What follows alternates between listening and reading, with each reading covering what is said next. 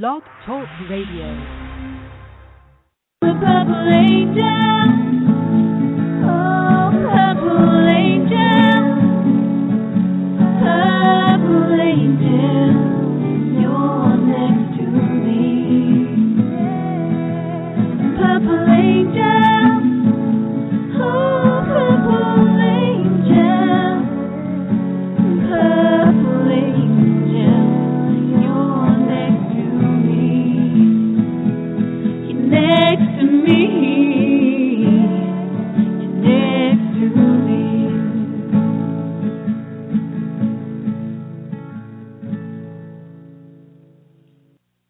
Well, hi, everyone, and welcome to Alzheimer Speaks Radio. I'm your host and founder of Alzheimer Speaks, Lori LeBay, and I'm based out of Minnesota, but I travel around the world to help shift our dementia care culture.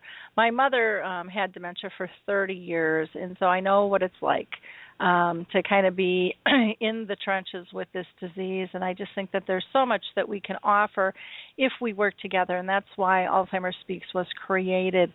We are actually an advocacy-based company providing multiple platforms to shift our care culture from crisis to comfort around the world, and we firmly believe that by joining forces and sharing knowledge and having the everyday conversations like we're going to have today about life with dementia, that we're going to be able to remove the stigmas and the isolation that is attached to this disease and allow people to continue to live their lives with purpose.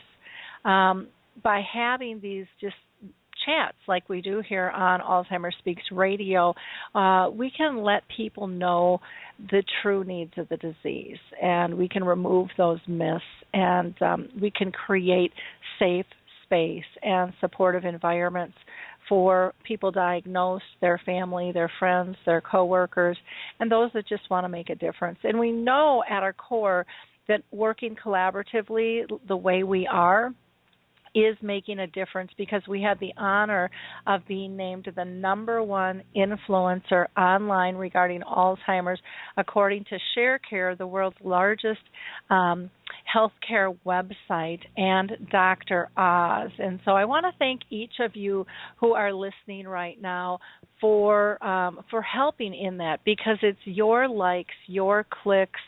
If you haven't liked us, I would love you to like us. We're on Facebook, we're on LinkedIn, we're on Google, but every time you like us or share an episode or embed it and pass it on to your circle, your friends, your tribe, whatever you want to call it, you are reaching out. You are making a huge, huge difference. So again, I just want to thank you all for that, because it's a easy way, it's cost effective, doesn't take much time to help create awareness and to help really shift a culture that so badly needs help out there. Today's show, as always, is going to be a wonderful show. We've got two authors with us, Eric and Heather Anderson, who wrote the book Remember, I Can't Remember. And then we also are going to have with us the CEO of the Alzheimer's Foundation of America on the second half of the show. So very excited to have him with us as well on the show. And we love when our audience members participate. And you can call into the show at 714-364-4757. Again, that's 714-364-4757. And join the conversation, or you can always go ahead and utilize the chat box as well, because I will be monitoring that. So, I don't know what your week is looking like with Thanksgiving, but it really, truly is a time of gratitude. And I loved this quote by William Faulkner that says, "Gratitude is a quality similar to electricity. It must be produced and discharged and used up in order to exist at all." So I just think, oh, wow, that's a really quite powerful thing to remember, the importance of gratitude in our lives. And I'm hoping all of you just have a blessed and safe holiday week this week. Before I introduce our guests, I also just want to note that we're wrapping up here on National Alzheimer's Month and the National Caregivers Month, so there's been a lot of information out there. And last week was also the National Memory Screening. I think that was on the 18th, and I'm hoping that we'll hear more from Charles on that with AFA because they are just such a big component of early memory screening. So some shout-outs I want to give, of course, is to the Purple Angel Project. Norm McNamara and Jane are just making an incredible difference around the world with the new global symbol with the Purple Angel. And here in the U.S., Alzheimer's Speaks is kind of the launch pad for that. You can go to our site at alzheimerspeaks.com and just go to the About page, and you'll see specifics on that, on how you or your company can get involved with the Purple Angel. And again, this is something that costs no money but can have a huge impact. We'd like to see that symbol as well known as the pink ribbon for breast cancer. For those of you that are interested in finding support or maybe an Alzheimer's association in your area, check out Alzheimer's Disease International. Not only will you be able to find that information, but you will also get a global perspective and some of the global reports. There was one just out on kind of prevention and had a great detail of information. Want to say hi to my friends at HealthStar Home Health. They're just doing incredible work here in Minnesota. They've done memory screenings. They're opening up memory cafes. They've gone through the Alzheimer's Whisperer program, and I'm just so impressed with what they are doing to help shift our care culture when it comes to dementia. Many people are also looking for a more holistic approach, and for that, I recommend you go to Alzheimer's Research and Prevention Foundation. There you'll find information and education on diet and exercise and meditation. And then there are so many different types of dementia, and you really need to get to the right source for what it is you're dealing with. So if you're dealing with Lewy body or frontal temporal lobe, or maybe you've got some aphasia going on, make sure you check those associations out. And then last, I always like to tie in kind of with an engagement piece. A lot of people like puzzles, but they want them to be age appropriate and a little bit bigger and easier to handle. Puzzle With Me has a great assortment of puzzles. Jiminy Wicket is in an engagement program that can be used by families. It can be used in communities. It can also be used as an educational piece with students combined with memory loss, and it's a croquet game that's adaptable and can even be used by people in wheelchairs. So it's really very, very fun.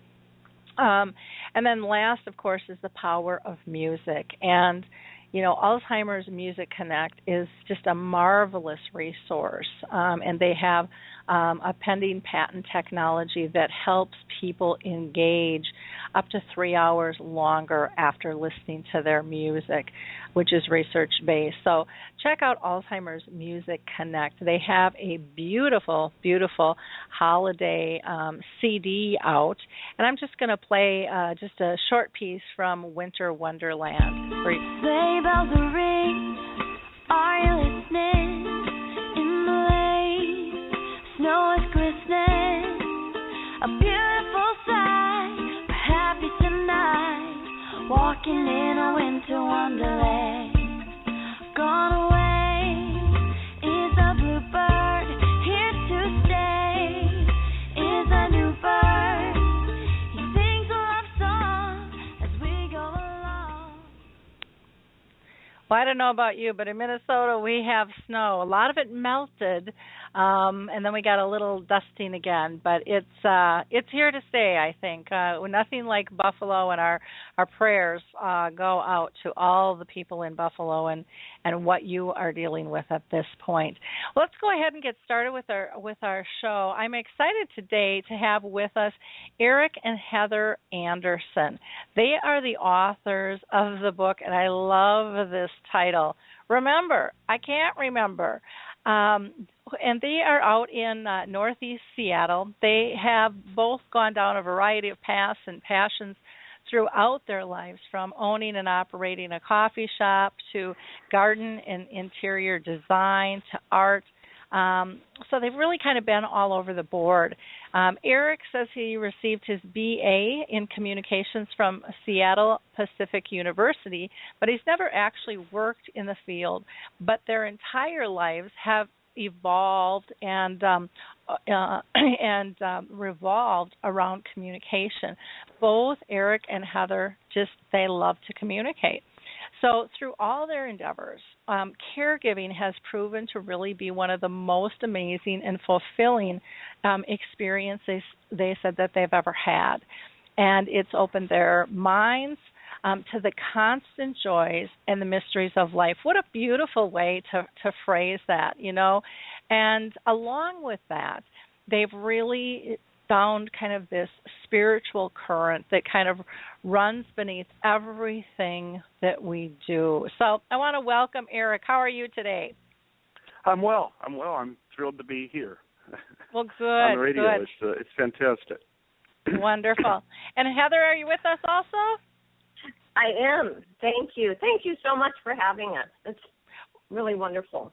Well, very excited to have you both here. Before we get started with our questions, I always like our audience to kind of know your base, you know, in terms of, were you personally touched by this disease, having a family or a friend maybe touched by the disease? And Eric, I'll just toss that question to you first. Yeah. Yes. I had a early, back, of course, long ago, it was senility, and, you know, my great-grandmother had that a little bit, and then my grandmother had dementia, and I kind of missed on that one because it was, you know, she forgot us, and I fell through all the traps of, well, she doesn't remember me, she wouldn't know anyway, and all of those things, and kind of pulled away. And then with Heather's grandmother, years later, when her parents were thinking of taking her into their home, we had the things that you say, yeah, but it'll take too much of your time, and there's experts in the care facilities, and then before I knew it, she was with us, and I was proven wrong on all those thoughts, and it really became the most rewarding experience and really expansive. It was just the whole thing was really, to me, it just altered my perspective on so many things. Well, that's neat. Heather, how about you? Anything you want to add there? Well, I would just say that, as Eric was saying, when my parents first decided to move my grandma from Denver to their home, we, as a family, kind of all sat down and just said, you know, you're retired, this is your time, you can't do this, you know, Grandma doesn't remember you anyway, blah, blah, blah, you know, so, yeah, reiterating that, but, you know, they insisted on doing it, and they had her at their home, and she was actually, when she was living with them, she was much more mobile, and she could get around, and she could feed herself and all those things. And but I started going out there once a week to help my mom and dad, and I really was realizing at that time that Grandma would be only combative with me if she felt that I was trying to take control. And so what I did is just kind of went into whatever space she was in, and I always just made everything her idea. Or like if I wanted to give her a shower, I said, well, Grandma, you know, I'm going to help you get a shower. And she would say, well, no, I think that I'm fine. So anyhow, long story short, I decided, well, maybe I will say, look, you've laid out your clothes. You asked me to, help you. And because she didn't want to look like she forgot that she asked me to help her, she would eventually just say, oh, I guess I would have done that, and I guess I would have said that. And so it started just becoming an easy process as long as I just made everything look like it was her choice. And the same thing with, she would oftentimes talk about my grandpa, and I would just say, oh, he just ran to the store, instead of telling her that he had passed away 20 years before. It just made her feel so much happier, and she, as far as she knew, he was still there. So I guess that's just kind of how it started. And then when Grandma started going into the later stages of dementia, that became too much for my parents. They actually had her for over 3 years, and so then we made the decision to bring her to our home, and it was an amazing experience. Okay, wonderful. Well, it's always interesting to hear people's stories, of how things have impacted their lives, and I just find it totally fascinating. Eric, can you tell us what is the significance of your title? Remember, I Can't Remember. How did that come about? I guess it first came about, well, there are a couple of things. Seeing people explain to Grandma or people like her that, well, you have short-term memory loss, and then going through the whole explanation, and by the time they finished, she had forgotten the original point. And also really amplified when she had a hospital stay, and the nurses and the doctors were, we gave them a list of how her needs, and they missed all of them and didn't seem to get the point that she couldn't remember what, okay, same medicine as yesterday, take these, or breathing treatments like yesterday. And so we really saw a need we need a card or something for these people, these dementia patients, so the doctors and people are aware that they can't remember. And with that, then once we realize that the onus is on us, the responsibility is on us, it really changes your paradigm of how you approach them. Then you can approach them with, okay, I realize you don't remember. Now how do I react with that? How do I move forward instead of these arguing situations? That's kind of the basic of it. And then it seems so simple, but it's really the first step in caregiving, I think, is getting that, grasping that ourselves. I think that's very true. I think that's very, very true, because we're so inclined to just kind of live life by habit, and what was, right, and just kind of go on automatic pilot. And I do this, and this is the response I typically get, instead of adjusting for change. People really are in such denial with that process. Heather, is there anything else you'd like to add about the significance of that title, Remember, I Can't Remember? Let's see. Well, I think it's just, what he said is for all of us, it seems like it's such a simple little thing, but so often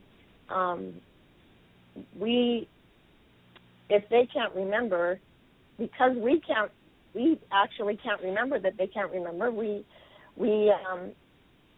get upset with them if they forget something, or, and we talk about in the book that, if we forget our keys or we can't find something, how it's just so maddening and we go crazy.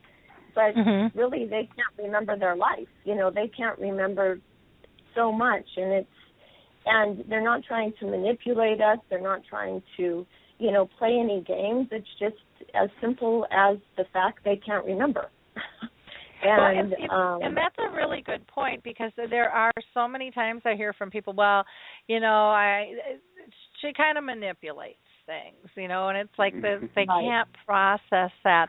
I'm going to pull, I believe Harry Urban's on the phone, and Harry is living with dementia, and I'd love to know his thought on, people letting go. Harry, are you with us? I sure am. How are you today? Good. I thank you so much for participating in the show. I value your comments so deeply. What do you think about people forgetting that you can't remember things all the time? Do you run into that? I would imagine that you do. Oh, absolutely. It's so easy to say, but so hard to explain. That so many things that I remember, I used to do things, but I can't remember how to do them. And to me, that makes a lot of sense, but it's so hard to explain to somebody that I can't do that anymore. And so many people think that's a cop-out. Maybe he just doesn't want to do it.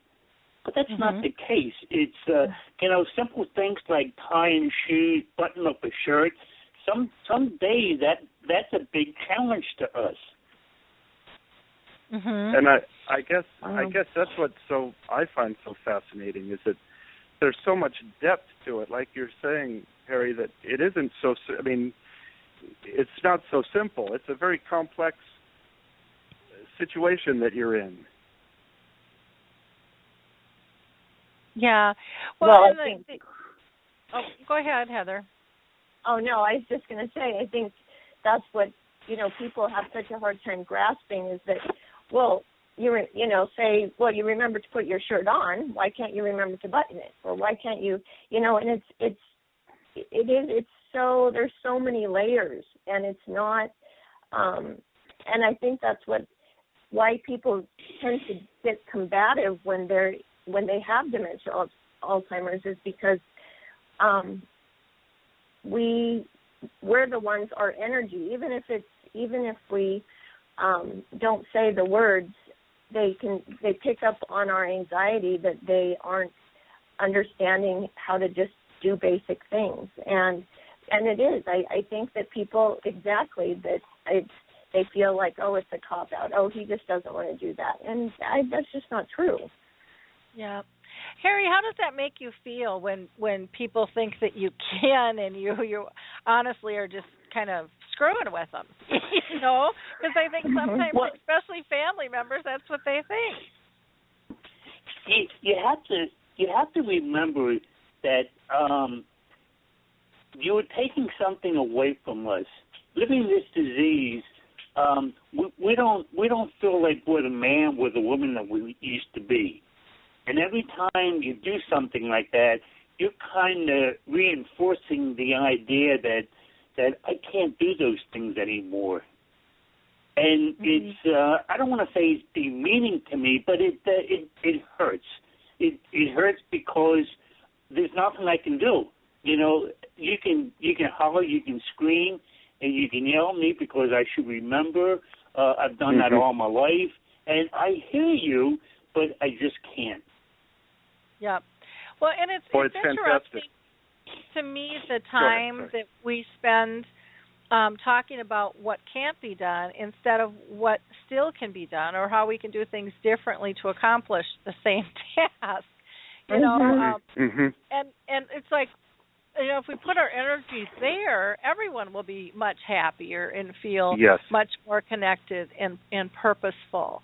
And, I think so many times families forget about how their actions, if they're spoken or nonverbal, how the person who's diagnosed, how that makes them feel. Because we're so busy trying to get something done, get something accomplished, because we're so driven, by tasks. We've really lost the mainstay, which is our relationships, and the importance of those, and what relationships give us in our life, which is so much meaning and so much purpose, and yet can be so simple, and we overlook it, and I just find that so sad.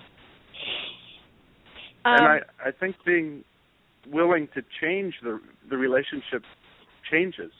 And I guess sticking with it through that change, where you have to then begin to relate on a different level. And I guess moving into that is really the challenge. Yeah, and again, it kind of makes me chuckle because every relationship changes. And why do we think? Because when somebody gets ill or gets some kind of diagnosis, that now everything's supposed to stay stagnant, when our relationships are constantly changing. So it's like we have this falsehood about who we were, how we engaged with others prior to illness, and then we just want to freeze frame everything so that we know the rules. And there are no rules with dementia, because it's different with everybody every day. And and again, once somebody can get to that acceptance, it really is a gift on a lot of levels to be that free. It allows you more creativity and so forth there too. Let's get on to. I've got lots of questions for you, so I'd like to move on to another one. And this one I'm going to throw to Heather first, if that's okay. Is it helpful to think of dementia as dementia, meaning a problem with dimensions? What are your thoughts on that, Heather? Well, we're firm believers in that because I feel like that's why our whole relationship with my grandma was very easy for us in so many ways, is because we really in her later stages of dementia that when we had her living with us, it was like she was in a different dimension. And just because we couldn't see who she was interacting with didn't make it any less real than what our reality is to us. I mean, she could be sitting, one time Eric, actually, she was sitting in the living room. She's sitting on a chair, and she had an ottoman in front of her, and she's kind of like looking like she's kind of shuffling cards or something. And Eric walked in, and this is early on when we first got her, and he said, "Hey, Helen, or Grandma, I have some dinner for you." And she looked up at him, and she said, "We're playing cards here." And Eric said, "Oh, my gosh, I'm sorry. I didn't mean to interrupt you." And so she looked around at her friends, and she said, "He won't bother us again." And it was so cute because, the fact is that she saw all these people around her, and it is not for us to go into her space and say, I'm gonna make you have dinner. I'm gonna make you go to the bathroom with us, or and I think something else, we realized is sometimes she could be a 90-year-old woman, and other times she's a little girl who's asking for her daddy, and 2 minutes later she's middle-aged with children of her own, and you really have to be aware of where they are at that point. And a lot of times, I'll see people will, grab their parent or whoever and say, I'm going to take you to the bathroom now, and as a Alzheimer's experiencer, they're 30 years old and they have a 60-year-old person that's calling a mom saying they're going to take them to the bathroom. Of course they're going to become combative in that situation because, well, number one, I don't have a 60-year-old son, and, I just got my kids off to school, and so I think by going into whatever reality she was in, it just made it very magical for us because it was really fun to watch. And we have such a limited understanding of what really is going on with them. It's not for us to say if she doesn't have all her friends around, And so we just tried to really be in whatever space she was in. Sure. And that makes perfect sense. Eric, anything you want to add to that? Just reiterating the same. It's just gently. I mean, the whole process is always trying to gently bridge the gap between where they are and where you are, and trying to do your best to move in the same direction is really what it's all about. Yeah. Mm-hmm. Now, I know on page 18 or 19, you talk about telling them the truth may actually be cruel, and that they hold feelings, not memory. Why don't you explain that? And then then I'll pull Harry back in again too for his thoughts on this. In my opinion, I mean, number one, it's just our gut reaction. We believe we deal in truth, and so it's like you're saying, we can't quite adjust to the change. So we've always dealt in truth, so we're going to continue to deal in truth. But if it's actually, kind of going from what we were saying before, if it's not truth in their minds, it's hard for us to push it as being universal. When it's not necessary, it's really kind of for our satisfaction. Our neighbor was just saying, I need to get one of your books of the person I'm working with. She talks on the phone and to her mom, and the whole conversation is her telling her mom that, no, those things are not true. No, and then it becomes pointless. It turns into an argument. And so if we can begin to, just like you said, put our energy, it's all where we choose to put our energy. If we can begin to put it into a more positive, frame it more in a positive way, it's just much more constructive. So that's really where that comes from. Okay. Heather, anything that you want to add to that? Well, I would like to know what Harry has to say about that, because I think our whole idea with that is every time that you correct them and tell them what your truth is, you're saying, well, you're crazy. You don't know. This is what it really is, and like I was saying before with my grandpa, he had passed away 20 years before, but Grandma would still talk to him. She would still ask about him, and so it was so much gentler for her to think that he just ran to the store than to say, he died 20 years ago. I mean, because I really feel that they hold on to the emotion. I believe their body really holds the emotion. They don't remember what they're sad about, but it's almost like when we wake up from a nightmare and we don't really remember what the nightmare was, but we know that it really made us afraid or uneasy, and I think that's what they hold on to. Harry, are you there? I think that's your chair. Is that a chair squeaking in the background there, or it sounds like something squeaking or shuffling a little bit? It's my bones. I'm getting old. Right? It's your bones. Look at me. You have to realize, the saying goes, if it looks like a duck, quacks like a duck, it's a duck. But to me, that's not true anymore.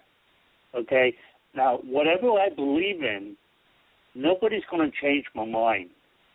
I could be looking at a duck, and if I see a rabbit, it's a rabbit.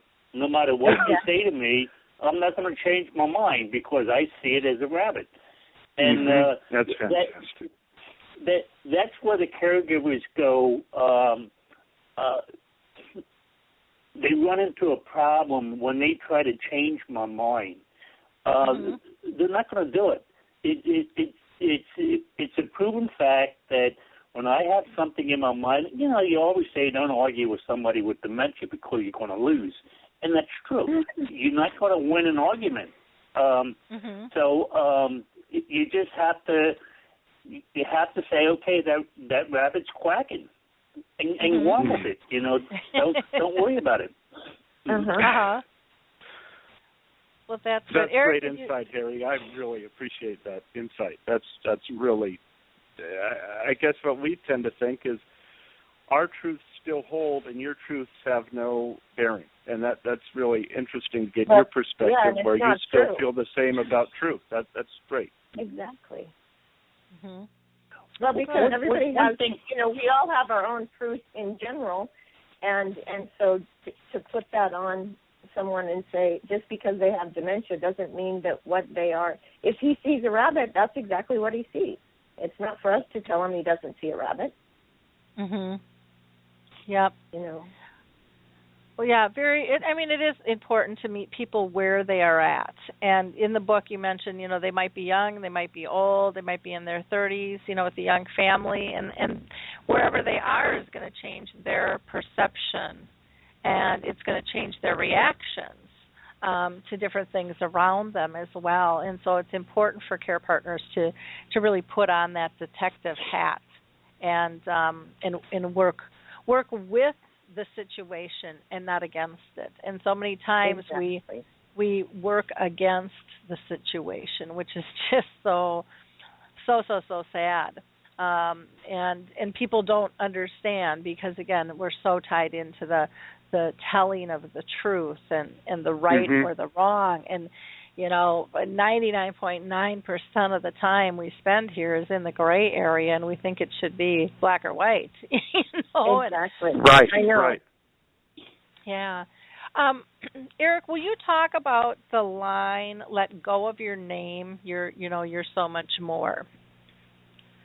Yeah, I think that early on, and we found that to be a point of crisis. Like when I speak to families that are just going through this, and it really at that moment of okay, they no longer know my name. That's often where people check out. That's kind of the okay, she's not my mother anymore, or she's not my.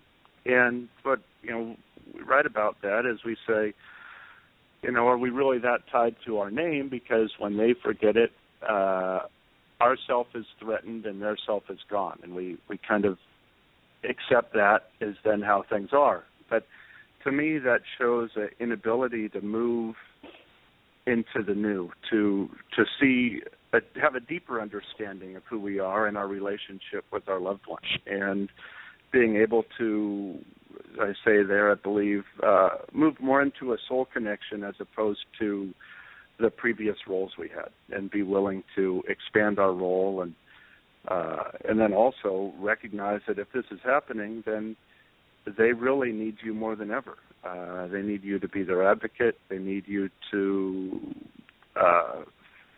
cover the gaps that they can no longer fill. So that's where that came about, and I think it's always a process. I mean, it's always throughout the whole journey. It's our reinventing ourselves and kind of being open to the change and embracing this new role that we have. Mhm. Heather, anything you want to add to that? I would just say that so much of it, I think, so much of our name is tied to kind of our ego, and how we want, and what we were talking about before is just how we just don't want anything to change, and it's kind of whether it's a parent or a grandparent or a friend, you don't want your role to change, and in dementia, we don't have that opportunity. We have an opportunity to say it's your parent. You can give your parent the unconditional love that you always want from your parent. This is just something. You both have the opportunity to, like we say in the book, just love without restraint. And because there's really no, if you let go of your old ideas, you can kind of start fresh. And like I had this one gal call me, and she was really having a hard time with her mom because her mom kept saying, oh, I just wish, you had gone to college, and I wish you had done this and this. And the daughter said, but Mom, I am the one that went to college. I am the one that, no, that was your sister, blah, blah, blah. And she just had such a hard time. And I said, it doesn't matter. That doesn't matter anymore. You need to really just get past that. It doesn't, that's just be whoever your mom feels that you are. It doesn't, but it is, it's really hard, and it's kind of all of us letting go of our ego. Yeah, very, very much so. Harry, did you want to add anything? Yeah, as we grow up and we have a family, I don't think there's a family around that hasn't called one of their children by a different name. It happens all the time, and we don't think anything by it. Now, does that mean that the parent doesn't love that child because they call him a different name? No, it doesn't mean that or not. And it's the same thing now as we get older, and we get Alzheimer's, any kind of dementia, and I forget your name. It's a name. I haven't forgotten you. And that's the difference. Yeah. Well, and that's so insightful. That's a good example too, Harry, because I when you were talking about, parents not remembering kids' names, and I think of even when my parents got mad, they'd go down the list of who they were yelling at, and which child was it, and I think every parent has done that, and I know I've done it. It's and I only have one, but I still come up with other names, Right. Oh, sure. Heather's 3 H's, and they all Holly, Heather, Holly, and Heidi, and it's always confusing. We always land. My parents always land on the wrong name, but yeah, that would be pretty bad if we were constantly offended by being called the wrong name growing up. Yeah, and we're so much more than a name, and we, the thing I always tell people too is, we don't badger a small child on, remember my name, but we badger adults. And it's so sad and it's so demeaning, and it makes everybody feel bad. People used to say, well, does your mom still know you?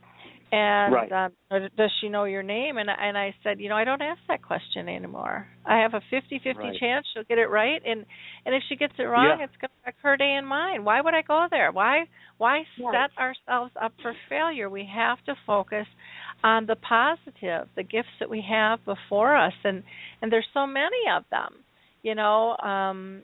It's just absolutely amazing that we aren't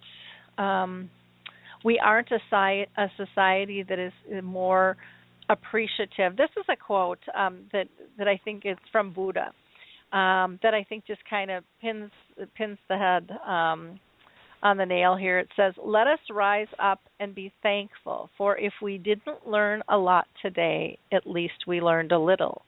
And if we didn't learn a little, at least we didn't get sick. And if we didn't get sick, at least we didn't die. So let's all just be thankful." There's so many depths in terms of what we can be thankful for, and I say this over and over. I'm a big component of simplicity, and the biggest gift this disease has given me is simplicity, letting go of control, and really valuing the true meaning of relationships and all their glory on so many different levels. And in this fast-paced world, we've forgotten the importance of one another, which is, you look at it and think, how could that even happen? But it really has occurred, and it has. It's just so sad, just so sad. And that's what we got from this, is the stripping away of the unneeded, and you really get down to the most human parts of ourselves, and it's relating on that level, and that's the gift of it, the beauty of it. Yeah. Well, and one of the things that I know that you guys say in your book is be grateful for the opportunity to start again and again and again, because you have a chance to recreate what maybe you screwed up last time or wasn't quite the way you wanted it to be. And, no one's going to care. They're just going to appreciate the next moment. So, if we can live in those moments instead of focusing on our failures or somebody else's failure, life is just so much more brilliant that way. Let's talk about letting go of the past kind of slights and stuff. And Eric, I'll let you go ahead and talk about that. Yeah, I really, who knows what time is for what? What's the point of it's all contemplating. But I think one of the gifts of this is the time and the challenges is being with your loved one, but being in a new phase where the slights are now irrelevant. Maybe the things that you battled with before on a clash of egos are now in the past. And I think to be a successful caregiver or to successfully support your loved one, it's really necessary that you leave those things behind. And that's again one of those things that sounds so simple, but is really very complex and is really a life's work. I mean, it's really a lot to that, and with varying degrees depending on family situations. But it's such a worthwhile goal, and but always takes a lot of work, and it takes a lot of resolve to actually move into the positive supporting role and let go of the things that maybe you've held on to for much of your lives together. I think that's our growth and our healing. That's where the other paradigm shift that we talk about, is our book, Reapproaching, Shifting Your Paradigm on Dementia, Alzheimer's. That's a 2-point thing. One is remembering they can't remember and realizing that it's our issue to remember. And the other is recognizing that this journey is as much about us as it is about them. As a caregiver, we tend to think that, okay, we take care of their needs, it's all about them, and I'm just here doing these tasks. But really, it's our growth, and it can be transforming to us, and it's as key to our development as our support of them is to theirs. So that's what that comes from. Very true. Heather, anything you want to add on that about the letting go? I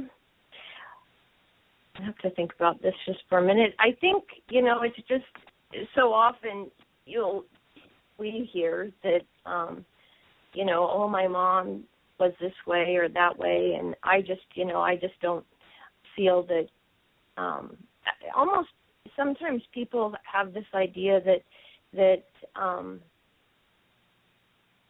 well, like Harry said too, is don't argue with people, and it's like it's not a time for you to try and figure out why your parents were a certain way or why your friend treated you this way or this or that if they're in a dementia space. Just trying to just again meet them exactly where they are and forget about all of that. And it's just letting go of your ego and trying to just let go of the past, what you felt was the past slight, And,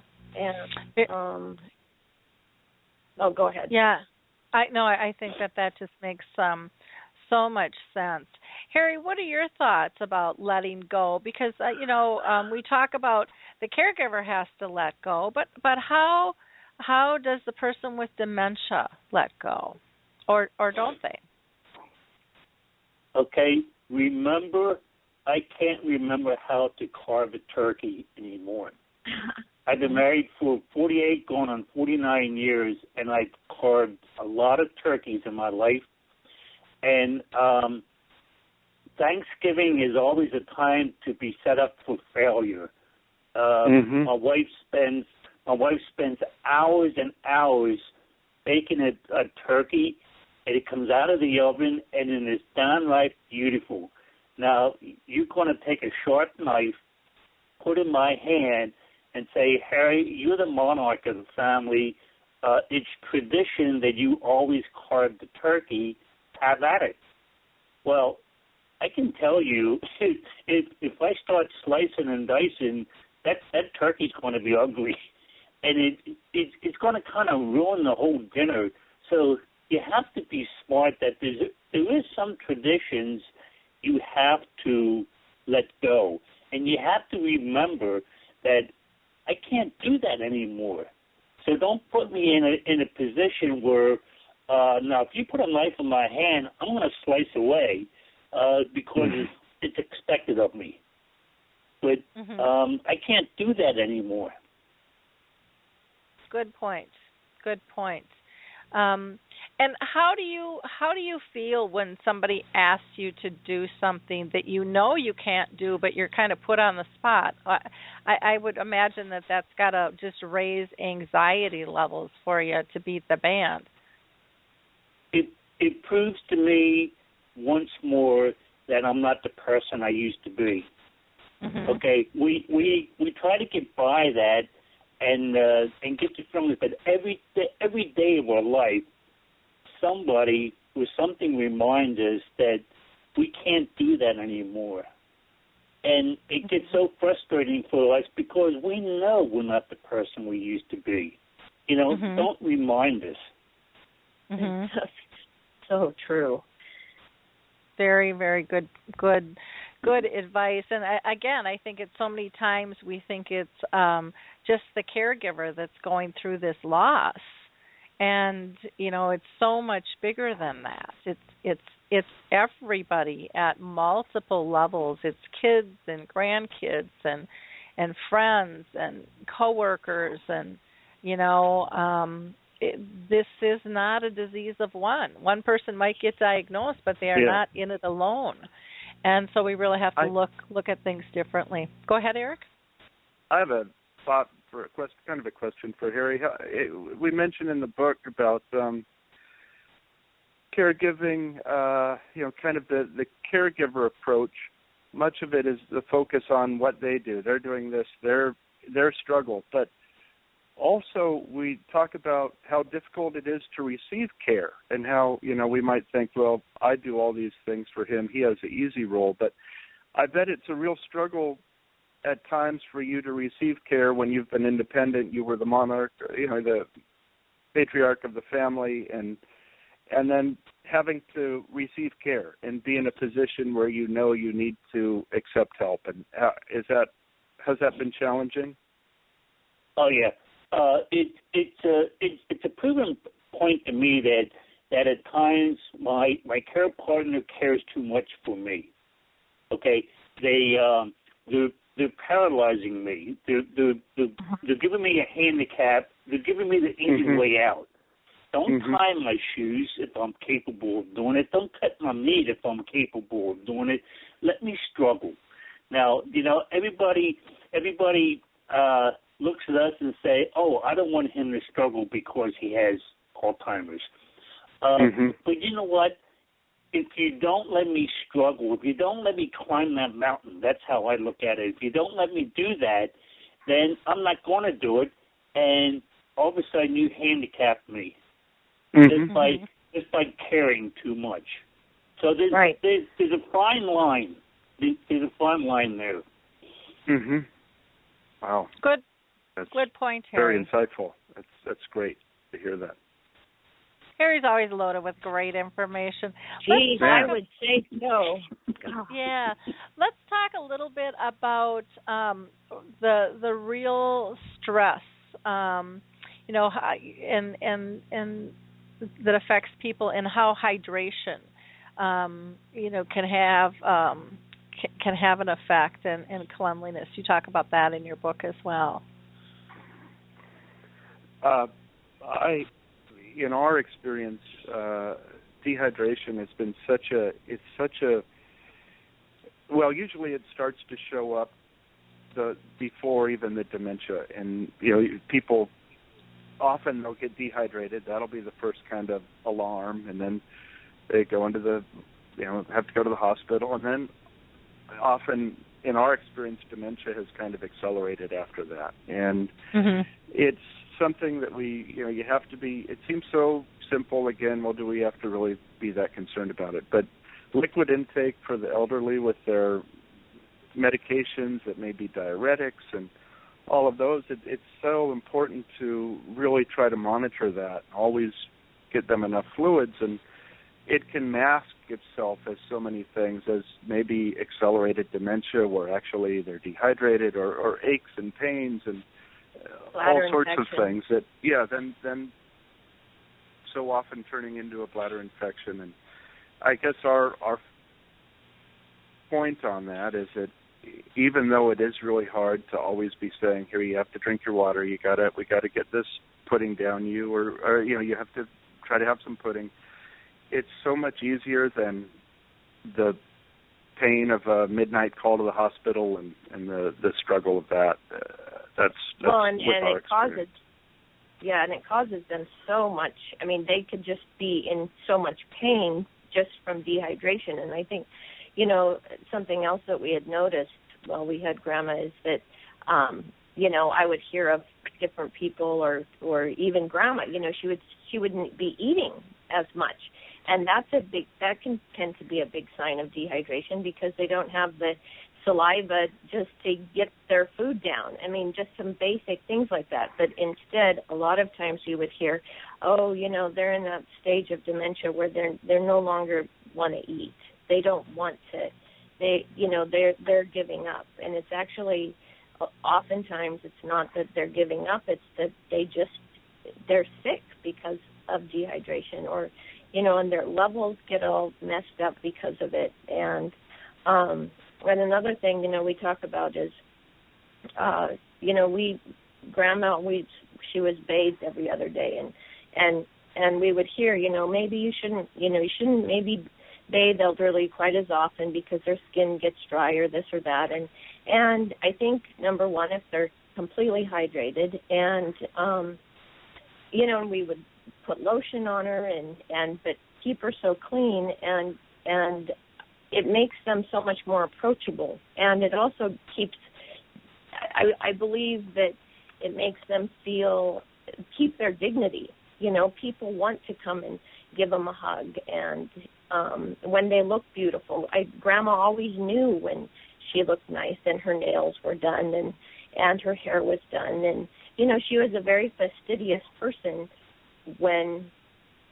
before she had dementia, and I think just trying to keep up with who they were in that sense, I think, is very important, because even if they don't see themselves in the mirror, I think they know when they look good and they're clean, and it's just more of a feel that they have. And of course, I'm just saying that of course this is all underlined with doing it gently, not like forced shower or forced bath. I mean, it's all a part of facilitating, their life, and those are kind of the goals. But it isn't. Doing it, all of these things, but doing it gently is the challenge. Right. Okay.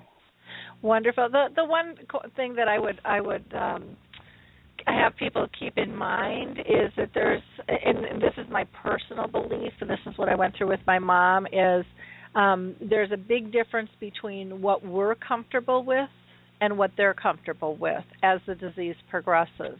And we have to be very conscious of that, because like with my mom, we stopped brushing her teeth because it caused her pain and fear and wrecked her day for half a day. And we had gone from the toothbrush to the swabs to the washes, and there were people who were disgusted with that. But it really gets down to quality of life. And, as my mom progressed through this disease over 30 years, her ego left the building, and certain things weren't important to her anymore. And she was so much, and my mom was always a very social person, but, when it was important for her hair and her nails and everything to look perfect, it did. And when it wasn't something that she was conscious of, we still did it. But when it started causing her fear and pain, we stopped. Oh, no. And we actually had to argue with professionals on that piece because, it doesn't look good. Well, to who? Then we need to educate people why we're doing this. And to me, that's a very critical piece that is so often overlooked and easily explained, again, if we just take the time to have a conversation. And that's one of the things, I was just going to say is that's exactly what we've mentioned in the book, is just that your person, your parent or grandparent, or them more than the doctors, the facilities, anyone. And that's what we try and, get across to people is that, your decisions are you being their advocate for whatever reason, for it hurts her, it's causing her pain. I mean, it's kind of like something that I couldn't stand is when I would take Grandma to the doctor just for her, yearly, and they would go over and ask her all those questions. And I so badly, I just was like, do we really have to go through this? Because she knows she has. I mean, we know she can't remember any of these things, but really trying to emphasize that, no, please don't ask her these questions anymore. It's kind of the same thing as don't brush your teeth anymore, because it causes her too much anxiety, and that's, and just trying to help people understand that, most often you are the one that knows what is best for your person more than the doctors do. Yep, I agree. Eric, and Heather, I thank you so much for being with us today. I can't believe this hour has blown by. Can you tell us that how do people get a hold of you, and what's the best way? RememberICan'tRemember.com is our website, and that's probably, and then from there you could go to our blog, which is also Remember I Can't Remember, and our book is and available. Facebook Facebook also. We have a Facebook page, Remember I Can't Remember, and we give talks and try to get out and around, and our book's available online, and we'd love to communicate with anyone. I just love to talk about it, and it's really such a, just again, our goal is if everyone could learn a little bit more. It's great to have experts, but if we could increase the knowledge bank of just society, then it's so much easier for the person who's caring for their mother at home. If the neighbor can come for 20 minutes, if everyone just has a little bit of an understanding, it makes it possible. Where if you don't have that little half-hour, 20-minute break where you can run to the store or something, it really becomes extremely difficult. So we're just trying to spread a basic knowledge as far as we can. Okay, well, wonderful. Well, I wish you guys just a wonderful, wonderful holiday season, and I thank you so much for sharing your time and your book with us. Remember, I Can't Remember, by Eric and Heather Anderson. So check it out. It's a quick read. It's just a nice little reference, and I think it'll help shift your mindset in terms of how to deal with this disease and how to live well with it.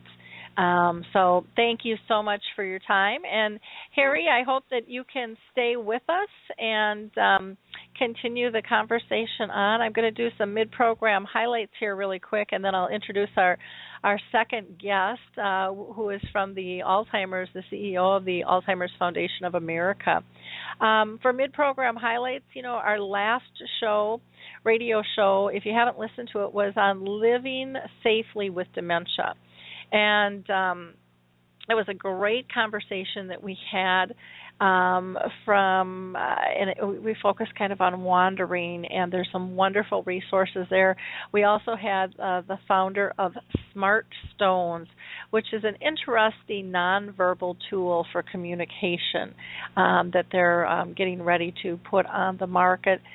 Next week, I'm still up in the air on what I'm doing with the show. I think we may go open mic, but I'm going to be in California with about 20 experts from around the world who are gathering on a really cool new project, and I'm honored to be with them. And I'm hoping to actually possibly interview with some of these guys, but our schedules are really tight, so I'm not quite sure how all of that is going to work at this point. So I'll keep you all posted. If one way or the other, we'll do a show next week, but I'm just not quite sure what. Also wanted to remind you that we have Dementia Chats this afternoon, and that That starts at 3 p.m. Eastern Time, 2 Central, 1 o'clock Mountain, and noon Pacific Time. And those are free, and that's where you can ask our experts who have dementia your questions. And I think today we'll probably end up talking about the holidays. Harry had mentioned today on the show, just about the whole fact of dealing with the holidays and roles that once were. Carving the turkey might not be a good idea anymore.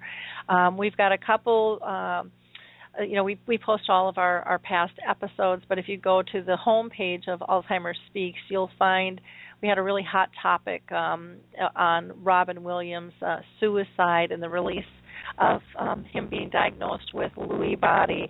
And people were talking about, would they want the option to take their life? Should that be legal or not? And we had pros and cons on both sides. But again, it was an honest conversation with people on how to move forward. Another one before that was just really a powerful and heartfelt conversation on advocacy, politics, and policy. And very, very moving. On the blog, you'll find a couple of articles. One is on holistic exercise and benefits for both people diagnosed and their care partners. And then there's some information about a new e-learning program to provide support for patients and caregivers and how they're impacted by Alzheimer's. And then it was exciting this month. The Purple Angel is a year old for all the Purple Angel ambassadors. We had our birthday, so that was kind of a fun moment mid-month here. And again, I think it's critical that we look at truly being grateful. With the holidays approaching, there can be a lot of stress. And I'm just going to read another quote here. This one is from Charles Dickens, and it says, "Reflect upon your present blessings, of which every man has plenty, not on your past misfortunes, of which all men have some." And, when we live in the past and we beat ourselves up for, not doing things quite the way we thought they should be, we just miss such beautiful opportunities. And, I just don't think we have the time to waste. I think that it's so important for us to stay connected with one another, just a critical piece there. So I will go ahead and I'm going to go ahead and introduce our next guest here. I believe he's in the waiting room here, and if not, we'll pull in some other conversation. The second half of the show, we are just really honored to have the CEO and president of the Alzheimer's Foundation of America with us. And if you're not familiar with their organization, you definitely have to check it out. And I'm hoping that I'm not going to crucify Charles's name, but he'll let me know if I do. I believe it's pronounced Charles Fuschillo. And, AFF, again, which is Alzheimer's Foundation of America, is a leading national nonprofit organization dedicated to optimal care to people with Alzheimer's disease and related dementia, and their caregiver, as well as their caregivers and their families. And to me, that really differentiates them. They're kind of this whole package deal in terms of care, which I think is so important because we all have to get on the same playing field. Prior to Charles being appointed as AFF CEO in January of this year, he served as the New York State Senator from the 8th District on Long Island for 16 years. Which again I think is fabulous and exciting in and of itself. During his tenure in Senate, he authored more than 200 state laws, including some of the country's toughest laws related to drunk driving. So I want to thank him for that one. as well as the state's landmark Do Not Call registry, which, boy, we all appreciate there, too. Also, insurance protections for people with autism and New York's State Clean Air Act, and the list just goes on here. He most recently chaired the Senate's Transportation Committee and was a member of numerous committees, including Health, which has to be close and dear to his heart, given the position that he is leading now. And before his long political career, he was a resident of Merrick, New York, and served as the chief operating officer of a nonprofit family service agency serving Long Island and New York residents. So I want to go ahead and welcome Charles to the show. How are you doing, Charles? I'm doing terrific. Thanks so much for having me on. Well, we are just thrilled to have you here. You guys are doing just fabulous work, and I've said this on the radio several times, but I have to say it while I have you on. I was part of, and just a minuscule part of, a group here in Minnesota. The organization is called Health Star Home Health, who did one of your memory screenings at our state fair. And we cannot thank you enough because it touched so many people. They did over 2,200 memory screenings. They talked to over 14,000 people. And that's not just handing them a brochure. That was having intimate conversations about real-life experiences with dementia. And it was received so well. They've been asked to come back again and do the memory screenings next year at our state fair. And that's the first time they've ever been done at our state fair. So we were very excited about that, and we've already spoke to everybody there that participated in that, and we're excited that there's a full commitment for next year's fair as well, and hopefully those numbers will grow because, as you know, memory screening is so critically important. It's a healthy brain checkup, and as you know, AFA, we recently held our National Memory Screening Day, which we were very proud that thousands and thousands of individuals throughout the country were screened, and we're just trying to create a greater awareness of the importance of early screening.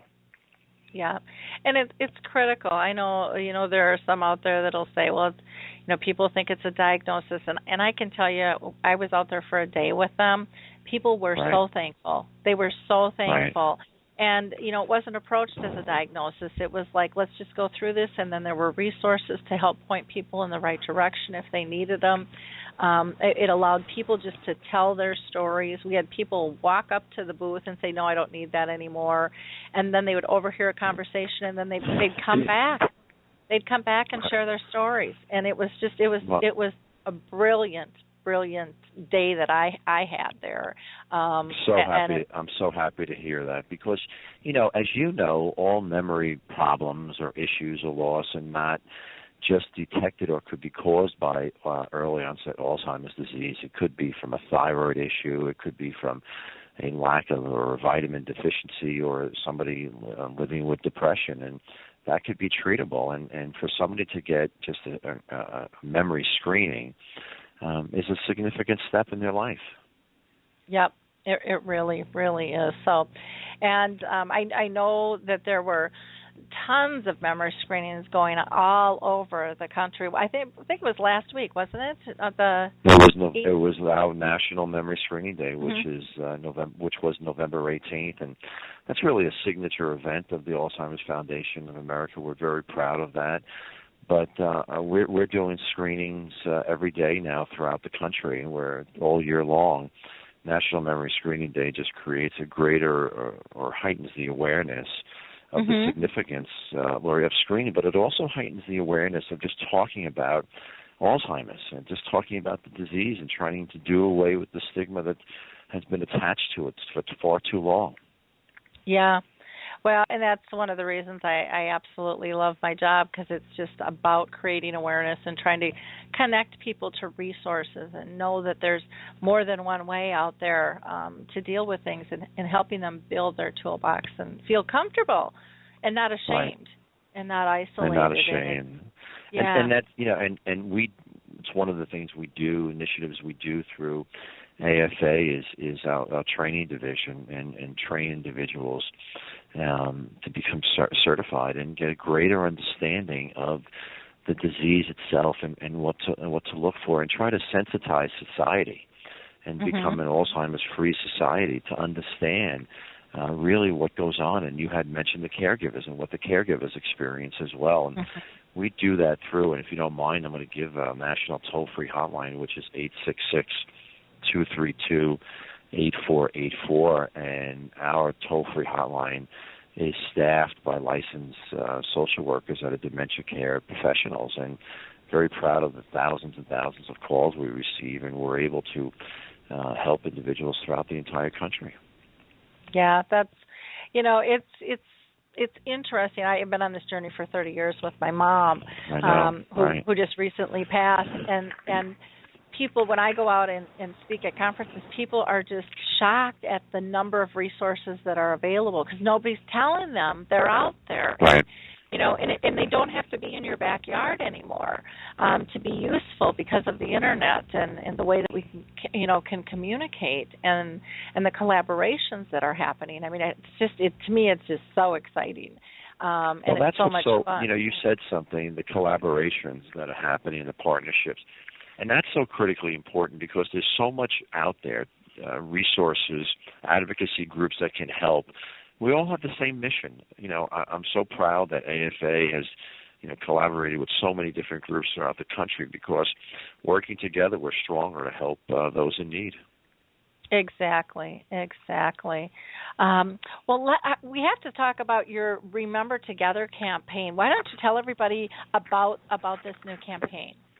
Yeah, we're very excited about this. This is AFA's, it's a national campaign we're doing, and it's really to create an awareness and spur the discussion more about Alzheimer's and dementia. But this is an initiative, Remember Together. It's geared towards celebrating and cherishing memories. And what we're doing is we're asking individuals to recreate old photos of significant moments in your life, favorite moments, and then share them with us. And we have a website. It's remembertogetherafa.org, or you could use a hashtag #RememberTogether. Make it, something that is fun. You get the families together. You post them on our website. Then there's a contest, and there's voting, and we give out prizes. But the whole focus here is to continue the discussion about the disease, and it's something that we encourage so many people to do. It's recently been kicked off, and it's very successful, and it's just a national public awareness that we've done here at AFA, and we hope so many people take advantage of it and join. It's a fun initiative to do together with your loved ones. Mm-hmm. So can you give us some examples of some types of pictures that are being reproduced at all, and what people are doing in them at all? Or? Oh, yeah. I mean, it's so exciting. I'm looking at the gallery right now as we're talking, and, individuals are recreating, here's a mother and a daughter when the daughter was an infant, and they're recreating the photos currently today. That original photo must have been taken 20 years ago. We've had individuals submit photos where they are wearing almost the exact same clothing, obviously different sizes.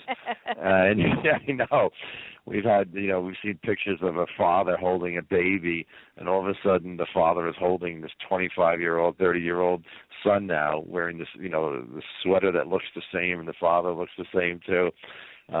Kids playing in a park, when they were young, probably 5, 6 years old, and now in their 20s, recreating the exact same scene. It's just it's fun. It's something that you can do together to cherish a memory. Look, Lori, I was listening to you before in the prior segment talk about what you experienced with your mom. And you know better than anybody what you want to experience again with your mom at the time, and I'm very sorry for your loss, is that memory, that recreate that time when you were laughing and you were joking around and you took these photos 20, 30 years ago. We're telling people, relive those memories right now. Let's cherish those memories while we can. And that's what this campaign is all about. Oh, that is just so cool. It's like I feel bad my mom has passed and I can't do that with her. We were really good about capturing moments. But go you ahead. could still do it with other friends and family members now, and be part of this awareness campaign. But when you submit your photo and then you get the opportunity to look at other photos, and you could see who the entries are and who the winners are. You'll see so much life in these recreated photos, and then it spurs the discussion. It spurs the discussion about Alzheimer's. It spurs the discussion about the caregivers, and that's what we're trying to do, is just continue the dialogue. Yeah, we're going to be dead in the water if we can't keep the momentum going with this in terms of truly making a difference. And simple conversations are so powerful, and these simple moments of joy that you're helping people create are brilliant. Well, we thank you. Thank you for that comment. But that's what it's all about: is continuing the dialogue, and the dialogue will lead to helping somebody. It will lead to referring them to AFA or another resource that can help a caregiver get through something that nobody in life has ever been trained for. All of a sudden you experienced it for 30 years. Life changes at that moment. What do? Where do I go for help? And that's what we want people to do. We want them to know that AFA is here. We want them to know that their calls to us are in a confidential manner when they talk to our licensed social workers, who I said are dementia care professionals, just to provide them with the assistance and the help that they need. Wonderful. I'm going to pull Harry in. I don't know if you're familiar with Harry Urban or not, but he is just brilliant, and he's been diagnosed with dementia, and he calls in on the radio a lot, and he works with me on the Dementia Chats, the free webinar sessions that we do, and he is so insightful. But I'd love to hear from him to say, Harry, what do you think about this Remember Together campaign with recreating photos? I love it. I love it so much. Death with dignity is a big topic now. Everybody's talking about it, discussing it. I like to talk about life with dignity, and the thing that people seem to forget is, now I was diagnosed 10 years ago with Alzheimer's, but I can still laugh. I can still joke around. I can still do those kind of things. The people that are caring for me, it's okay that they laugh too, and we have a good time. Everybody wants or thinks this disease is nothing but doom and gloom, but I think we're proving them wrong. And programs like AFA is doing that. I mean, they're giving us life with dignity. They're making it fun, even though we have this disease. And more things like that have to be done.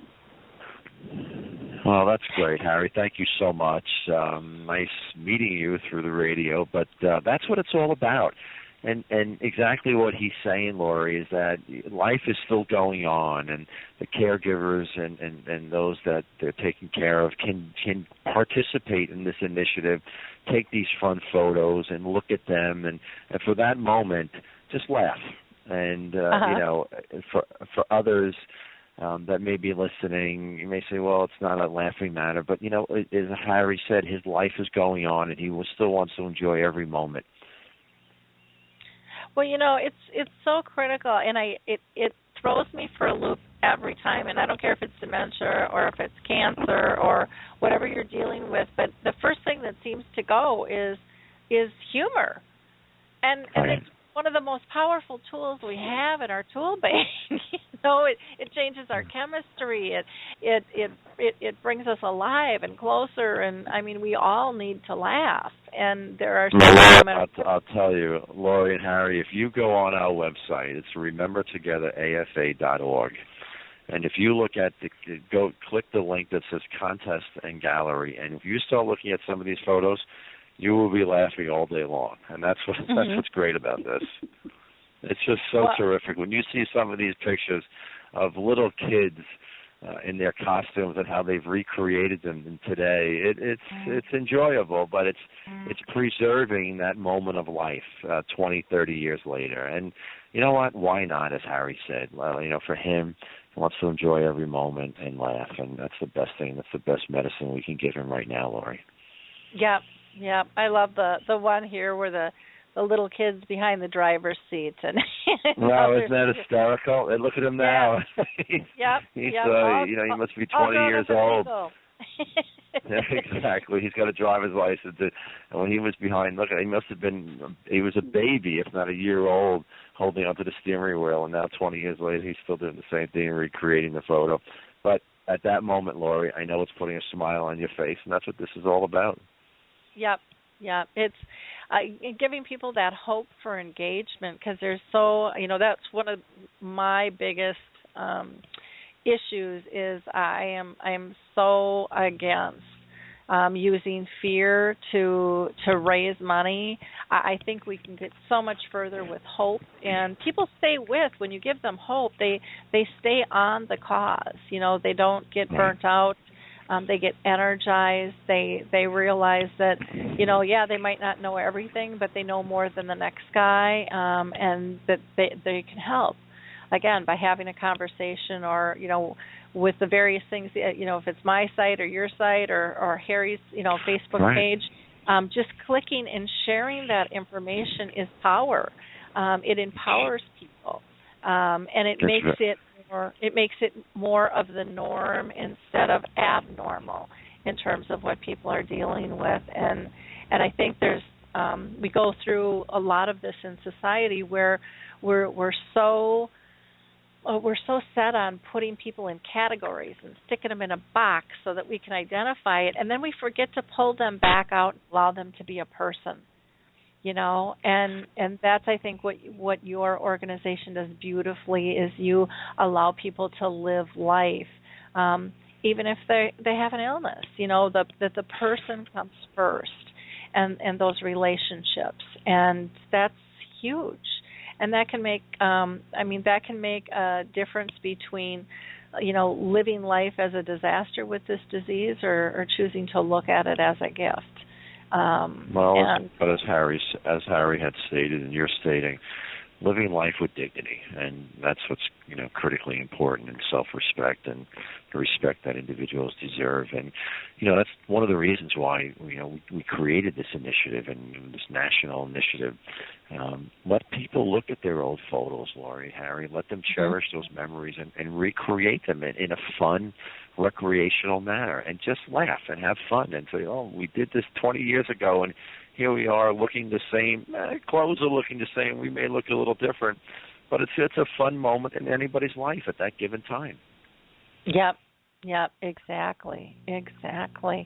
Are there some other things that you'd like to share with us about your organization? There's so much that you guys offer. Well, thank you for that. Really the highlight I wanted to talk about is this Remember Together campaign, and I'll just restate the website, remembertogetherafa.org. But we should also talk about the importance of memory screenings and early detection, and why it's so critical for individuals to really, when they go to the doctor, we get our blood pressure checked and other things on an annual basis, our weight, and we do stress tests and everything. Why not get a healthy checkup on your brain? As you know, and you know it firsthand, it's a 5 to 10 minute procedure that's non-invasive, and you're going to be asked a series of questions. And if there's anything that is just out of a realm of normality, it will just take you to a different level of talking to your primary care physician. And you have to ask yourself a few questions, if you want to be screened. Am I becoming more forgetful, or am I having more trouble concentrating, or is it becoming more difficult to perform certain tasks, and other things as well? If you say yes to these things, just get screened, and it could help you, and it could obviously help everybody in the long run. Yep. Yeah. Well, and there's, I partake in the Minnesota Memory Project. Right. And, and that's just, things like that are really important, because if they don't have the data, they can't give us the answers that we want later on down the road and exactly. stuff. And, with that is they do some pretty in-depth testing. And, the first time I asked them if they were going to let me go, because I didn't think I did very well, and they kind of laughed, because it is intimidating. and it will make your stomach maybe turn a little bit, and that's because of there's still too much fear out there. Instead of going in for, it's kind of like going in for a mammogram or your colonoscopy or your annual physical or getting your teeth done. We just haven't gotten used to doing it yet. But right, it's important. But how many people do you think go undiagnosed for far too long of Alzheimer's or dementia? And this is, that we do so many things in life with ourselves, a pre-screening. Why not do it for your brain as well? It's such a simple task. Well, it's such, you're not much without your brain. You want it to function as long as you can. The brain and the heart are just critical organs, and we should be, taking good care of them. And right. Harry, what are your thoughts about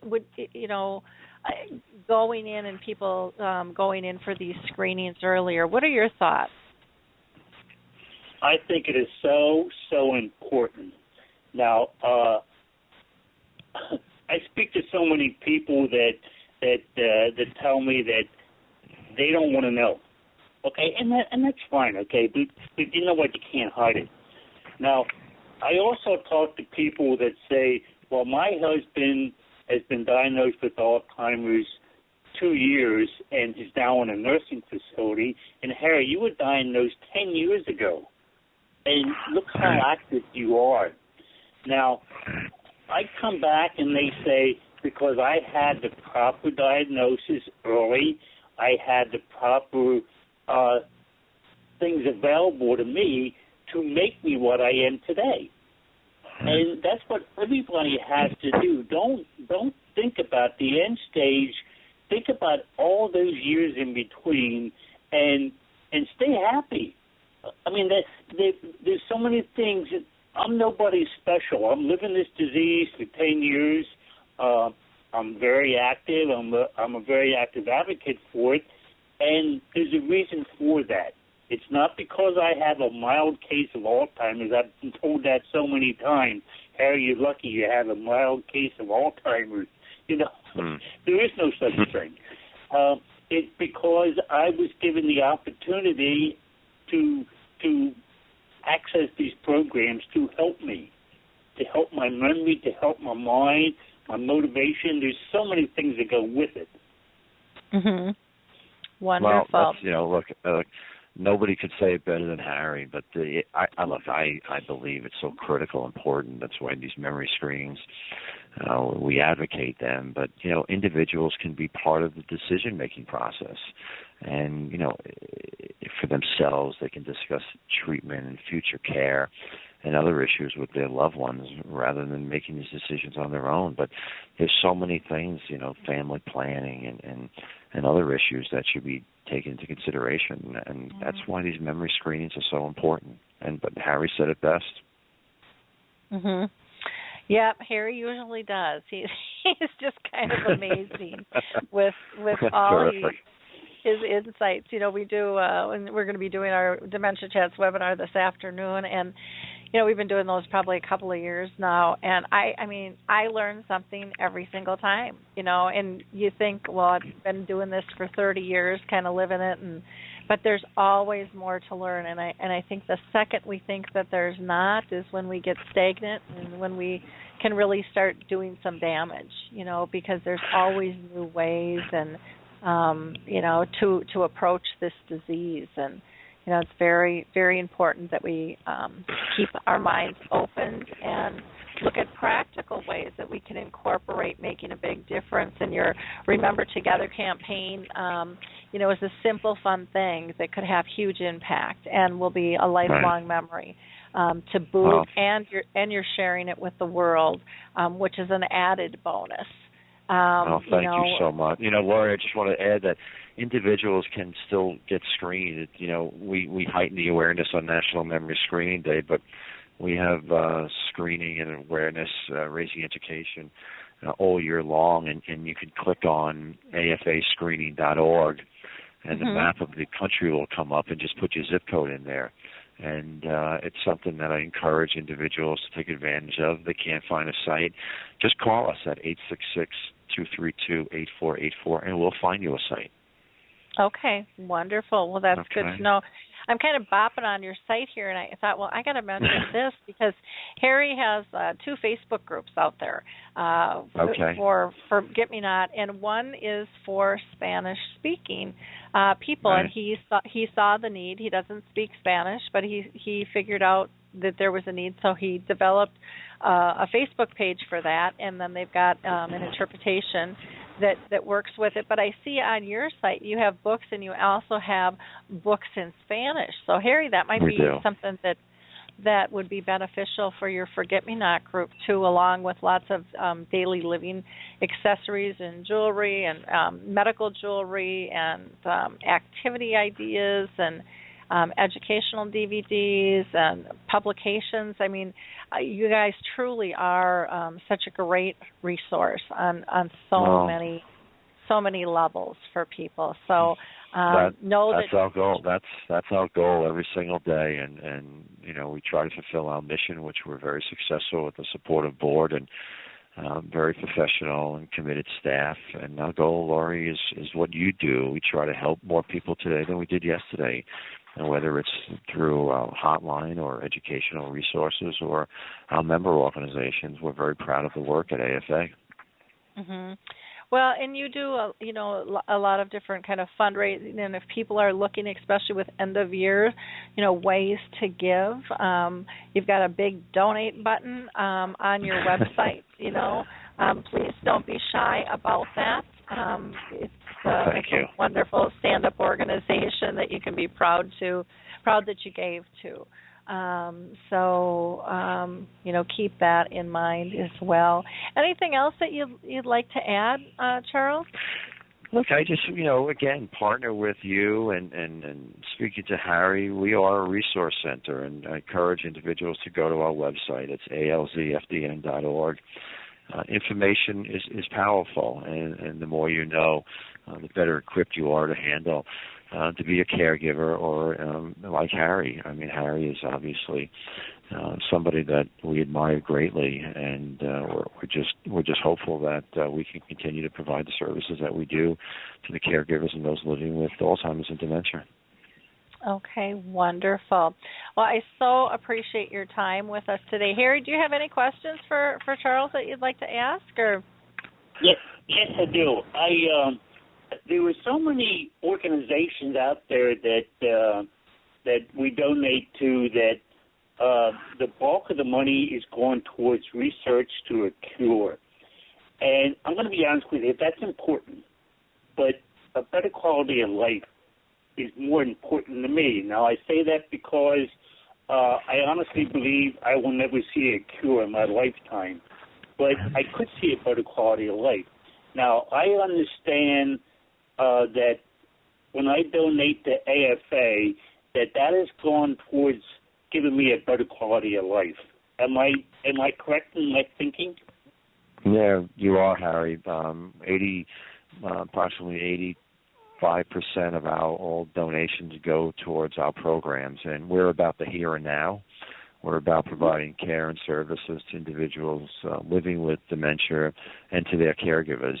But we also do support research, and we're very proud of that as well with donations we receive. But the bulk of our money goes to our programs. And again, we're about the here and now, providing caregivers and those living with the disease as much resource, education, and support that we can do.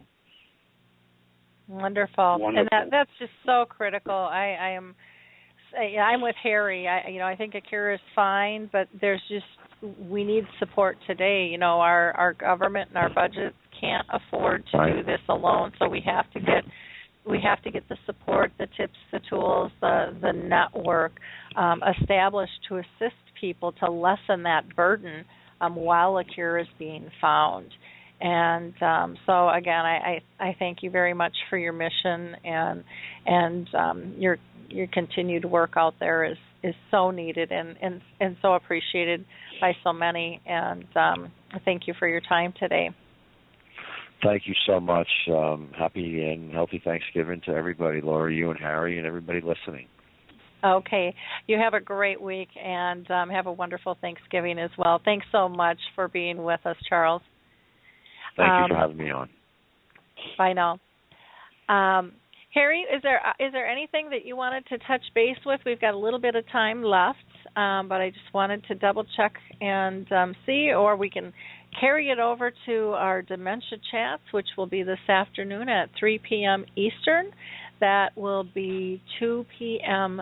Central, 1 o'clock Mountain Time, and noon Pacific Time. And Dementia Chats are free. It's where you have an opportunity to ask our experts, those living with dementia, questions. And I'm kind of thinking we might, since we're by the holidays, kind of talk about some of those issues as well. But we'll see where the conversation leads us. Where we typically don't have an agenda and kind of go where people need to go.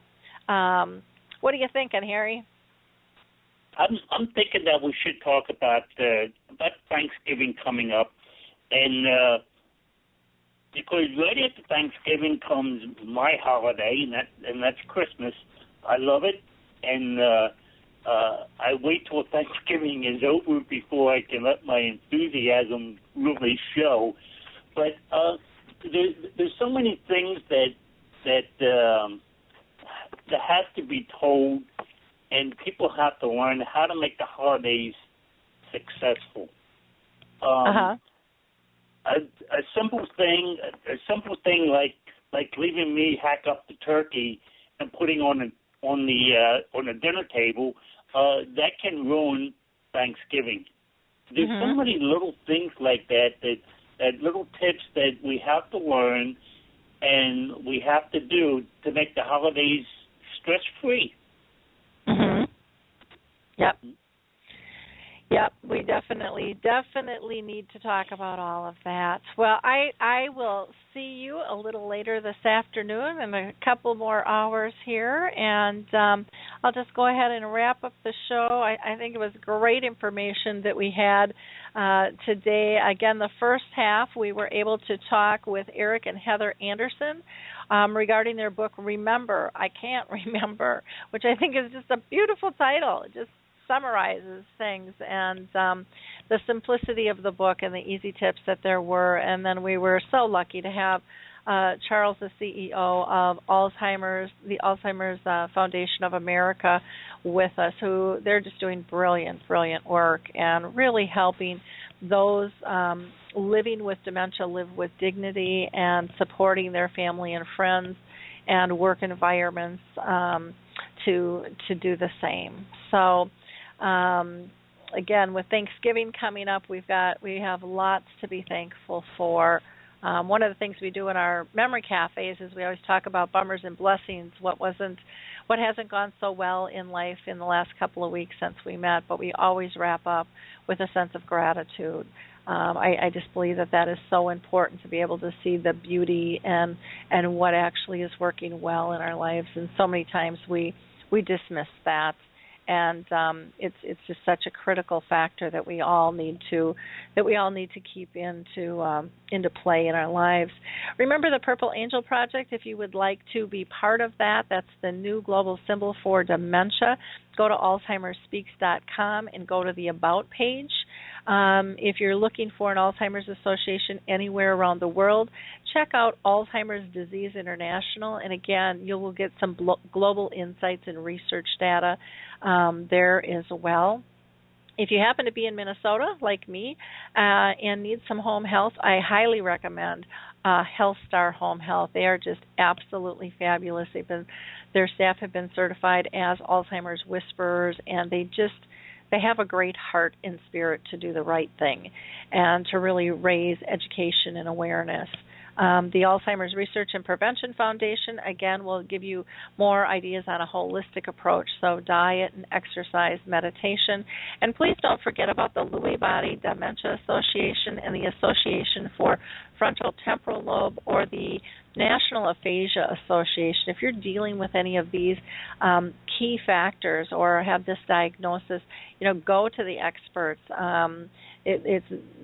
They'll just really be able to support you. And then once again, I'm going to play one last song getting in this Christmas spirit. I know it's a little bit early, but I just can't help it. I absolutely love this CD, which you can also get as an MP3 player by Alzheimer's Music Connect. And they have a fabulous Christmas album, again, or MP3 called Memories, the Songs and Spirits of Christmas.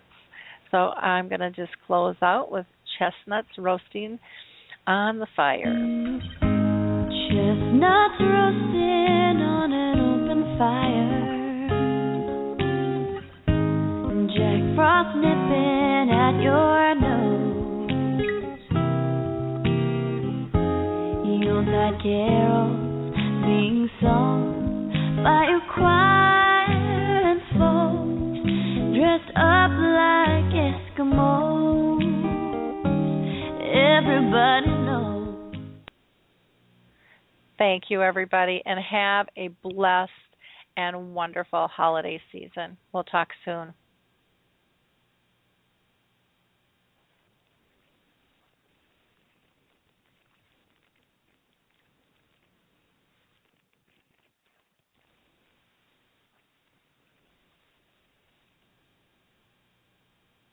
Hey everybody, Jared Sebestier, host of Retire Repurposed. This podcast is dedicated to help people transition into fulfilling and purposeful retirements. Retirement is a big life change. In fact, the two most dangerous years of a person's life are the year they were born and the year they retire. Few people can just flip the switch from working a career 30 or 40 plus years, retiring on Friday without methodical steps to living what we call a repurposed retirement. To listen now, search Retire Repurposed on your favorite podcast platform, Senior Resource, or Life Audio.